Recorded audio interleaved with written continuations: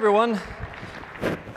Guessing everyone can hear me OK. So naturally, if you've played D&D or some other tabletop role-playing game, you'll get a little bit more out of this. If you haven't, your worst preconceptions of what it's like are probably true, just with polyhedral dice in there.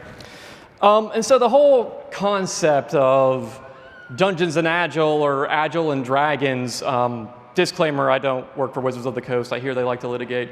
But whenever anyone uses the A word, I think it's worth taking a step back and describing what exactly you mean by that, because there are so many different implementations, so many different ways to rationalize what Agile actually is. So let me start off by saying what I'm talking about with Agile is a small 6 to 10 individuals, cross-functional team, self-organizing with a particular goal. They're building a product, they are refactoring some old legacy system, they are trying to accomplish a specific outcome.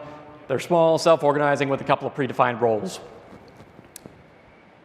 I also think it's worth it to start with the why, not just because I'm worried about running out of time, but why do we care about this? It's easy to draw comparisons between some things, but what does it matter? And so I'm going to kind of go with a cop-out there and say that there's probably some brain science.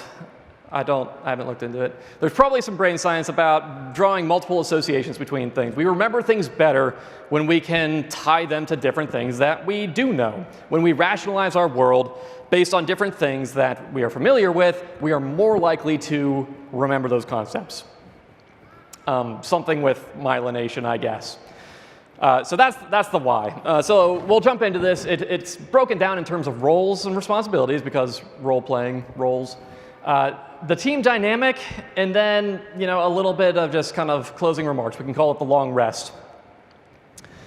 So when you think about the roles and responsibilities of an Agile team, we've typically got a Scrum Master, we've typically got a product owner, and then we have what is generically referred to as the development team.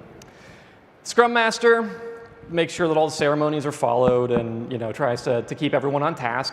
Product owner owns the product, as it were. It's up to the product owner to determine, yeah, this is what we thought we were going to get, or no, this isn't what we thought we were going to get, or customers want this thing, customers want that thing. And there's really a flat mapping to a Dungeons and Dragons board. The Scrum Master is the Dungeon Master or Game Master. It's up to that individual to work the team through all these different ceremonies, tell you when to roll, tell you when to do things. Sometimes that individual plays the dual role of product owner. Sometimes the product owner is just the book that you buy from WotC that is the campaign. But sometimes folks create their own campaigns. I like to write my own. It's a lot of fun. Very time consuming. And then you've got the development team. That, of course, is the players, right? In a development team, we don't get so hung up on who the tester is, who the developer is, who the data person is, who the designer is. In a self-organizing team, a lot of tasks kind of straddle those traditional roles. It doesn't help us to think about things in terms of those roles. On the role-playing table, we find a similar thing, particularly in D&D 5e. Anyone can make any role, right? Specialists will be better at it. Specialists will get bonuses to those roles, but anyone can make any role. You might have someone who's better at cloud architecture. You might have someone who is more well-versed in databases, but that's not the only individual that can do those things. And so that's my first point, is there's a pretty flat mapping between a role-playing table and an Agile team. That goes into the idea of the team dynamics, right? If your thief is gone, and we've all been part of the games, right, where one person just doesn't show up and it's a crucial class. If your thief is gone and you're staring down like a chest of treasure, you're pretty sure it's trapped. You're pretty sure whoever's opened it's going to, not be happy. Do you wait until that person comes back, or do you give it a whirl? How dangerous is it, right? How much do you want that treasure? If you're on a 1-week sprint, a 2-week sprint, and your data specialist is out, how long do you wait? Do you have to?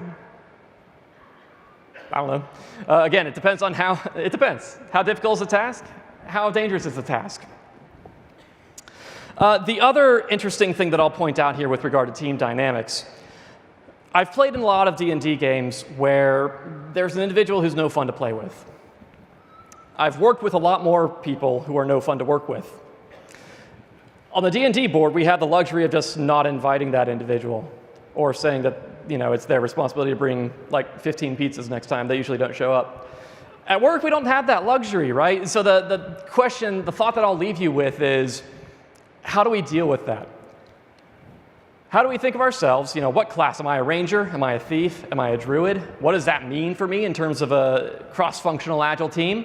And then how do I deal with that one person at the board that's just no fun to play with? The challenge, of course, is that you can't tell them just never to show up again, unless you're the boss. Then good for you. So yeah, thanks everyone. I'm Tyler von Moll.